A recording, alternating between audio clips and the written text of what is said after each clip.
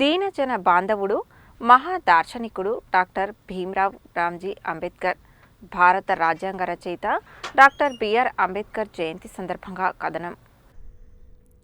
భారత రాజ్యాంగ రచయిత డాక్టర్ భీమ్రావ్ రామ్జీ అంబేద్కర్ మహారాష్ట్రలోని రత్నగిరి జిల్లాలో మందన్ఘాట్ పట్టణానికి దగ్గరున్న అంబావాడే గ్రామంలో మెహర్ కులానికి చెందిన రామ్జీ మలోజీ సాక్వాల్ భీమాబాయి దంపతుల 14వ సంతానంగా 1891 ఏప్రిల్ 14న జన్మించారు. దళిత కుటుంబంలో జన్మించిన అంబేద్కర్ చిన్నతనం నుంచే వివక్షను ఎదుర్కొన్నారు. అంబేద్కర్ పాఠశాలలో చివరి వరుసలో కూర్చోవలసి వచ్చింది.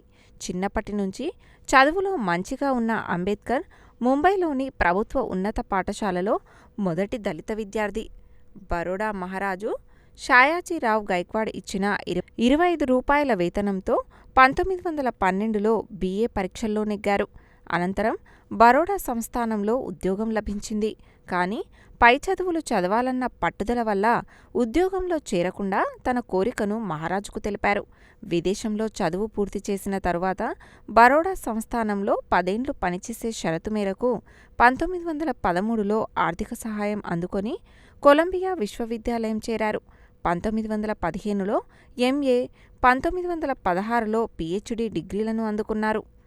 ఆనాటి సిద్ధాంత వ్యాసమే 10 ఏళ్ల తరువాత the evolution of provincial finances in India పేరుతో ప్రచురితమైంది.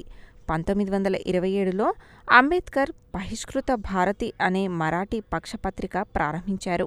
ఈ పత్రికలో ఒక వ్యాసం వ్రాస్తూ అంబేద్కర్ ఇలా అన్నారు: తిలక్ కనుక అంటరానివాడుగా పుట్టి ఉంటే స్వరాజ్యం నా జన్మహక్కు అని అనకుండా అస్పృశ్యత నివారణే నా ధ్యేయం, నా జన్మహక్కు అని ప్రకటించి ఉండేవారని వ్రాశారు.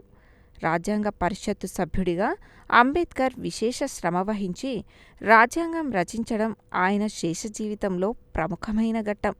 కేంద్ర మంత్రి మండలిలో న్యాయశాఖ మంత్రిగా ఉండి 1951 అక్టోబర్లో మంత్రి పదవికి రాజీనామా చేశారు. 1956 అక్టోబర్ 14న నాగ్పూర్లో అంబేద్కర్ బౌద్ధమతాన్ని స్వీకరించారు. అంబేద్కర్ పలు గ్రంథాలు రచించారు. The problem of the rupee, provincial decentralisation of imperial finance in British India, the Buddha and Karl Marx, the Buddha and his ధర్మ ప్రధానమైనవిగా చెప్పుకోవచ్చు. కష్టపడి చదువుకున్నారు. ఆయన కోసం బరోడా మహారాజు చందాలు స్కాలర్షిప్ కూడా శాంక్షన్ చేసిండు. లండన్ పోయేటందుకు డబ్బులు లేకుంటే బరోడా మహారాజు డబ్బులు ఇచ్చి లండన్ పంపించాడు. లండన్లో MSc చేశాడు, BSc చేశాడు, భారత్ లా చేశాడు. 1947లో భారత రాజ్యాంగాన్ని నిర్మించాడు. భారత రాజ్యాంగ నిర్మాత డాక్టర్ బిఆర్ అంబేద్కర్ గారి ఈ దళితులకు ఎంతో సేవ చేశారు. అటువంటి మహానాయకుని మరవకుండా మనం మర్చిపోకుండా జీవితాంతం స్మరించుకుంటూ మెలగాలని కోరుకుంటున్నాను. సంఘాల JSC, అంబేద్కర్ యోజన సంఘం, షెడ్యూల్ కులాముల సంక్షేమ సంఘం మరియు బాబు జగ్జీవన్రామ్ మెమోరియల్ సొసైటీ సంఘాల తరఫు నుంచి ఈ భారతదేశ ప్రజలకు యావత్ ప్రపంచంలో ఉన్నటువంటి అంబేద్కర్ వారసులకు అందరికీ జన్మదిన శుభాకాంక్షలు తెలియజేస్తున్నాము. మిత్రులారా, ఈనాడు బాబాసాహెబ్ అంబేద్కర్ గారి జన్మదినాన్ని ఈ ప్రపంచంలోని 102 దేశాలలో ఘనంగా నిర్వహించడం జరుగుతున్నది.